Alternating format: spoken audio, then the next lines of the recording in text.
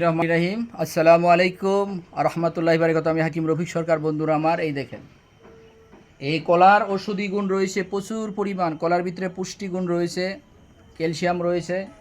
এই কলা, আমি একটি কলা আপনাদেরকে দেখাই। এই দেখেন, এই কলাটা এত মেডিসিন দেওয়া কলা হবে না। এই কলাটা আমি ছুলাইলাম, বিসমিল্লাহির রহমানির রহিম। এখন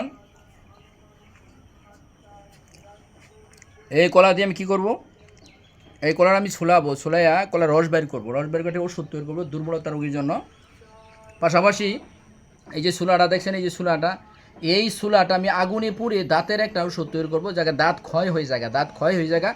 এই ক্ষয় রোগের জন্য এই দাঁতের কলার চুলাটা কিন্তু বিশাল বিশাল উপকার। এই জন্য আমি আপনাদেরকে দেখাইলাম। যদি পারেন, তবে যদি কোনো কলা মেডিসিন দিয়ে পাকানো থাকে, সেই চুলাটা হবে না।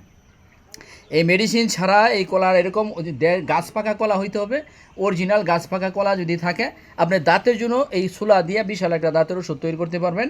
আমি আপনাকে শিখাই দেবো, নেক্সট টাইমে ভিডিওতে পাবেন। আর এই কলা যদি দুর্বলতার জন্য, এটা রস বাইর করবো। রস বাইর করে আর ওষুধের সাথে, গাছের সাথে মিক্স করে আমি একটি হালুয়া তৈরি করব দুর্বলতা রোগীর জন্য। আমি আপনাদেরকে শিখাই দিব, পারলে নিজে বানাই খেতে পারবেন। এই কলার গুণের শেষ নাই, আল্লাহর নিয়ামত। যদি পারেন এই কলাটা বেশি বেশি করে খাবেন।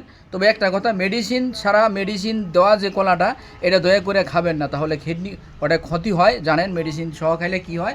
এই মেডিসিন ছাড়া যদি পারেন এই কলাগুলি, গাছ পাকা কলাগুলি বেশি বেশি করে খাবেন। বেশি বেশি করে খাইলে বেশি বেশি উপকার পাবেন ইনশাল্লাহ। কোষ্ঠকাঠিন্যর কাজ করবে, পায়খানা ক্লিয়ার হবে। আর এছাড়া আমাদের শারীরিক দুর্বলতার জন্য বিশাল একটা কাজ করে থাকে কলা। এই বলে আমি শেষ করলাম। বেশি বেশি করে খাবেন। ভিডিওটা একটু শেয়ার দিয়ে রাখবেন আর সাবস্ক্রাইব করে রাখবেন, যাতে আপনার মাধ্যমে আরেক ভাই জানতে পারে, বুঝতে পারে, শিখতে পারে। এই গাছ পাকা কলার গুণের শেষ নাই, আর অনেক গুণ ক্ষমতার ভিতরে রয়েছে। সব এক ভিডিও বলে সম্ভব হচ্ছে না। এই বলে শেষ করলাম। আসসালামু আলাইকুম রহমতুল্লাহি ওয়া বারাকাতুহু।